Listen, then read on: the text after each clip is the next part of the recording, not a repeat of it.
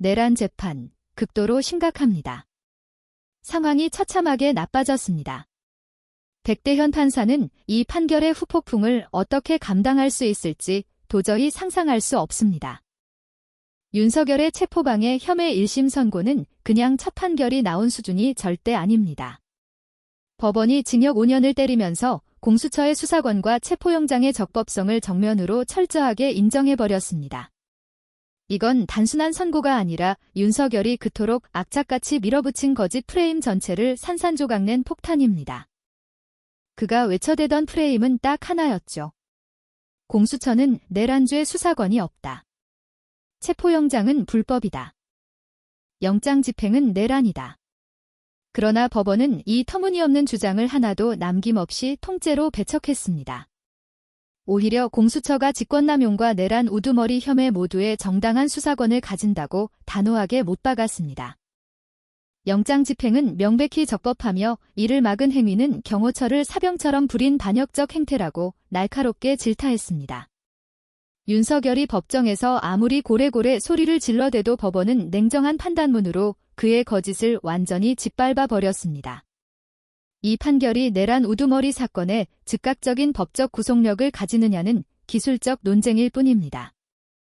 원칙적으로 각 재판부 판단은 해당 사건에만 적용된다고요? 그런 말은 책상 위 이론일 뿐입니다. 현실은 훨씬 잔인하고 냉혹합니다. 동일한 시간대, 동일한 사건 흐름, 똑같은 거짓 주장과 반박이 반복되는 재판에서 먼저 나온 이 날카로운 판단은 뒤이은 재판부가 도저히 외면할 수 없습니다. 특히 공수처 수사권 영장 관할, 영장 집행적 법성 같은 핵심 쟁점들은 윤석열 측이 집요하게 흔들어대던 민주주의의 마지막 보루였습니다. 그 보루에 대해 서울중앙지법 형사 35부가 처음으로 칼날 같은 판단을 내렸습니다. 특검은 이 판결문을 철저히 분석해 직위원 재판부의 증거로 제출할 예정입니다. 다음 주 제출이 거론되는 이유는 직위원 재판부가 이미 결심 과정에서 검토 서류를 2주 안에 내라고 강하게 요구했기 때문입니다. 현재 탄핵 결정문이 이미 제출된 상황에서 이번 체포방해 1심 판결문까지 들어가면 윤석열 측이 절차 불법, 수사 불법이라는 터무니없는 궤변으로 시간을 끌며 도망칠 구멍은 완전히 막힙니다. 이 판결은 여기서 그치지 않습니다. 계엄 선포 과정의 치명적인 절차적 하자를 정면으로 지적했습니다. 국무회의 소집에서 국무위원 7명의 심의권을 노골적으로 짓밟은 직권남용 혐의를 유죄로 단죄했습니다. 재판부는 계엄이 국가긴급권이라는 점을 강조하면서 평소보다 훨씬 더 국무위원 전원의 의견을 경청하고 신중을 기했어야 한다고 엄중하게 꾸짖었습니다. 계엄이라는 괴물이 얼마나 위험한지, 왜 헌법과 계엄법이 국무회의 심의를 철저히 명시했는지 그 깊은 이유를 하나하나 칼로 새기듯 적시했습니다. 이 부분은 내란 우두머리 재판에서 윤석열이 끝까지 우겨대던 정당한 경고, 호소라는 뻔뻔한 말장난을 완전히 무너뜨리는 치명적인 무기가 됩니다. 절차를 짓밟고 외관만 꾸민 채 국가긴급권을 휘두른 행위는 그 자체가 민주주의를 칼로 찌르는 암살 시도이기 때문입니다. 여기까지는 그나마 상식의 승리라고 말할 수 있습니다. 하지만 진짜 문제는 바로 여기서 시작됩니다. 징역 5년이라는 이 선고가 사회에 던지는 메시지는 너무도 위험하고 왜곡되어 있습니다. 특검이 징역 10년을 구형했는데 재판부는 혐의 대부분을 유죄로 인정하면서도 형량을 반토막 내버렸습니다.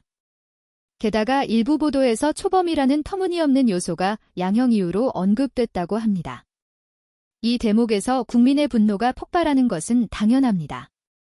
내란과 계엄 헌정질서 파괴 시도 앞에서 초범이 대체 무슨 변명거리가 됩니까?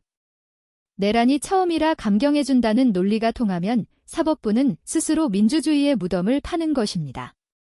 국가를 무너뜨리려 한반역 행위를 일반절도나 사기 같은 초범 논리로 취급할 수 있습니까? 국가가 무너지면 국민의 삶 전체가 지옥으로 추락하고 그 천문학적 비용은 법정안이 아니라 온 사회가 피를 흘리며 치러야 합니다. 더 끔찍한 것은 이 애매한 형량이 윤석열 측의 정치적 연출과 꼼수의 공간을 넉넉히 열어준다는 사실입니다. 변호인단은 즉각 항소를 예고했고 언론에 대대적으로 알렸습니다. 유죄 판단이 쌓이고 공수처, 수사권과 영장 적법성까지 인정된 판결인데 왜 항소합니까? 단순한 법리 다툼이 아니라 정치 탄압 프레임을 이어가며 시간을 끌고 재판을 흔들고 여론을 선동해 결국 사면 담론으로 연결하려는 치밀한 계산이 깔려 있습니다. 윤석열 주변에서는 사면 가능성을 노골적으로 흘리고 다니고 국힘당은 결정적 순간마다 말끝을 흐리며 책임을 회피하는 비겁한 태도를 반복해왔습니다.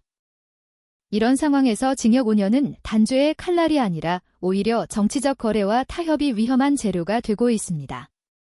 그래서 이 판결은 훨씬 더 위험합니다. 백대현 판사는 이 역사적 책임을 도대체 어떻게 질 건지 국민 앞에 답해야 합니다. 판결문이 내란 재판의 증거로 제출되는 것 자체는 유죄 논리를 폭발적으로 확장하는 강력한 무기입니다. 하지만 동시에 윤석열 측은 항소를 빌미로 법원이 잘못 봤다는 연극을 계속하며 5년이라는 숫자를 붙잡고 사면, 가명 정치적 타협을 끊임없이 계산할 수 있습니다. 사법부가 절대 경계해야 할 최악의 순간은 바로 이겁니다. 판결이 민주주의의 파괴 세력에게 조금만 버티면 된다는 희망의 시간표로 읽히는 순간입니다. 유죄를 인정해놓고 처벌을 가볍게 내리면 사회가 받는 메시지는 완전히 왜곡됩니다. 국가를 뒤흔들어도 시간이 지나면 줄어든다. 끝까지 반성하지 않아도 형량이 반토막 난다. 이 위험한 메시지는 다음 반역자를 부르고 또 부릅니다. 법원이 제시한 논리의 날카로움과 선명함이 형량의 애매함 속에서 흐려지고 묻히면 안 됩니다.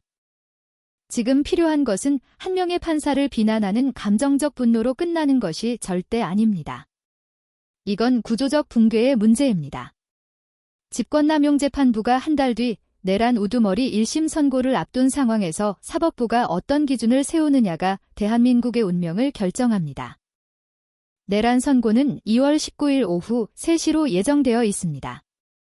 이 선고가 흔들리고 무너지면 앞으로 어떤 정권이 들어서든 어떤 극단 세력이 나타나든 헌정 질서를 짓밟아도 결국 빠져나갈 수 있다는 치명적 신호를 온 세상에 보냅니다.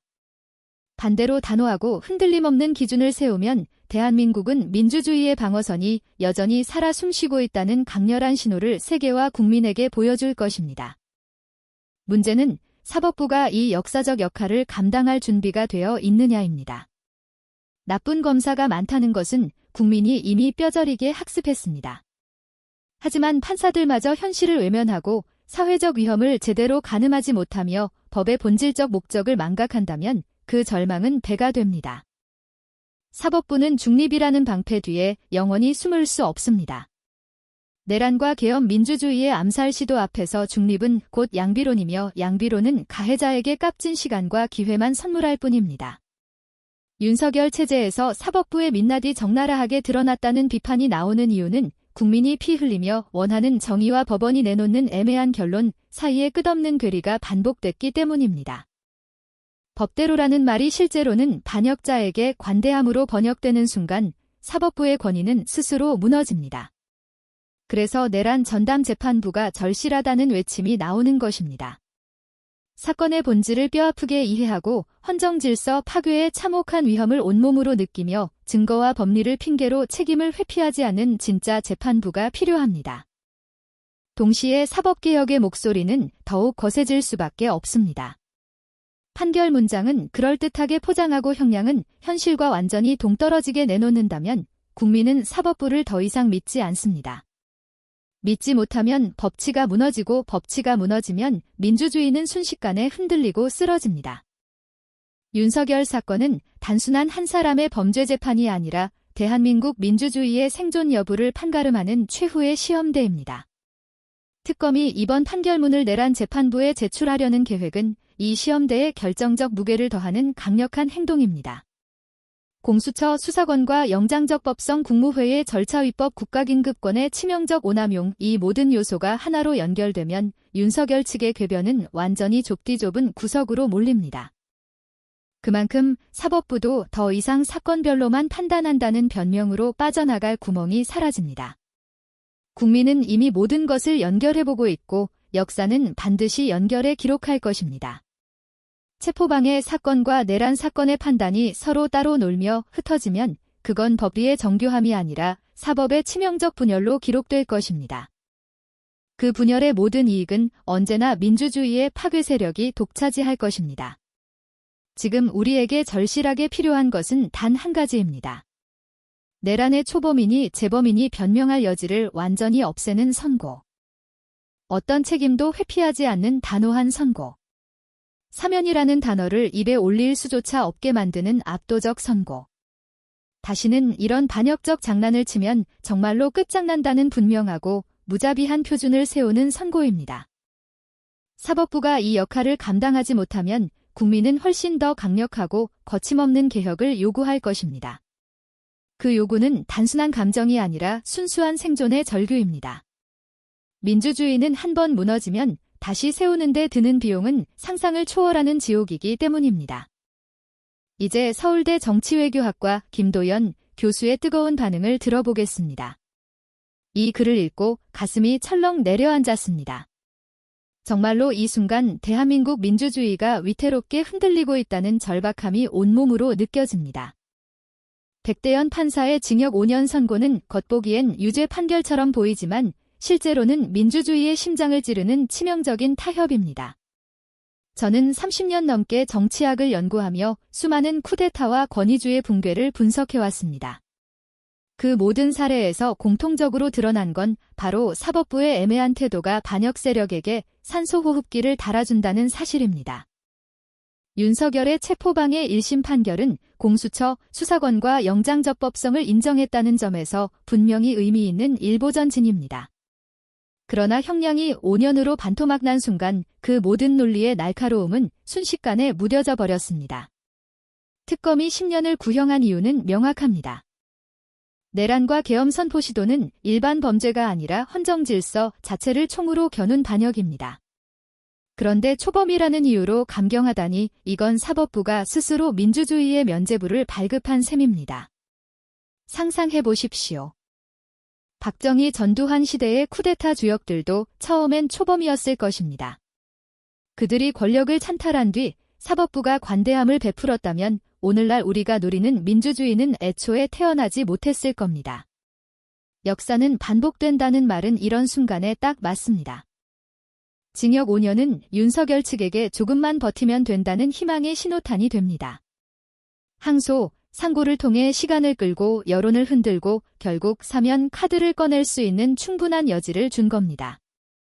이미 주변에서 사면 가능성을 흘리는 발언들이 나오고 있지 않습니까? 국민의힘은 침묵으로 일관하며 책임을 회피하고 있습니다. 이 모든 게 계산된 정치공학입니다. 저는 정치학자로서 묻지 않을 수 없습니다. 사법부는 왜 이토록 망설이는가? 중립을 핑계로 양비론에 빠지는 순간 그 중립은 가해자의 방패가 됩니다. 내란 우두머리 재판에서 직위원 재판부가 어떤 결정을 내릴지 전 세계가 지켜보고 있습니다. 2월 19일 오후 3시 선고 이날이 대한민국 민주주의 분수령이 될 것입니다. 만약 여기서도 애매한 형량이 나온다면 미래의 어떤 권력자도 계엄을 꿈꿀 수 있는 빌미를 주게 됩니다. 해봤자 5년 사면까지 가능하다. 이 메시지가 퍼지면 민주주의는 서서히 질식사합니다. 체포방해 판결문이 내란 재판의 증거로 제출된다는 소식은 그나마 희망의 불씨입니다. 공수처 수사권 인정, 국무회의 절차 위법성 지적, 국가긴급권 오남용의 위험성. 이 모든 게 하나로 연결되면 윤석열 측의 궤변은 설당을 잃습니다. 하지만 사법부가 사건을 분리해서만 본다면 그건 법리의 정교함이 아니라 역사 앞에서의 비겁함입니다.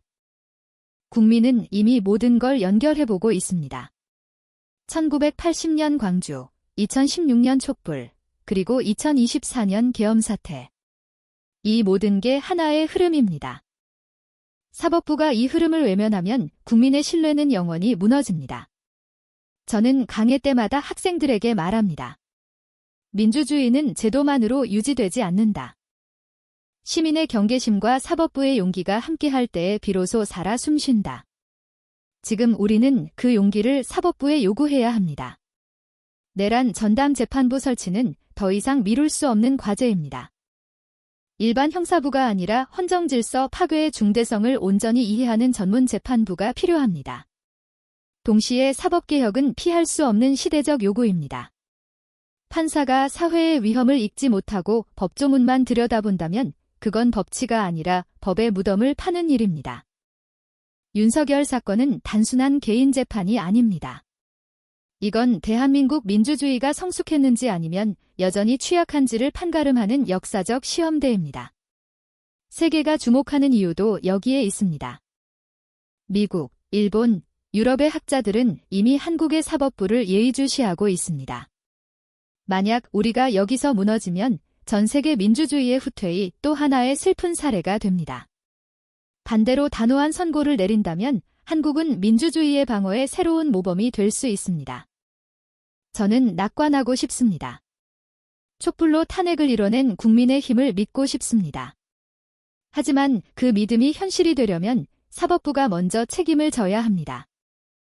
백대현 판사님, 직위원 재판부 여러분, 부디 역사 앞에 부끄럽지 않은 결정을 내려주십시오.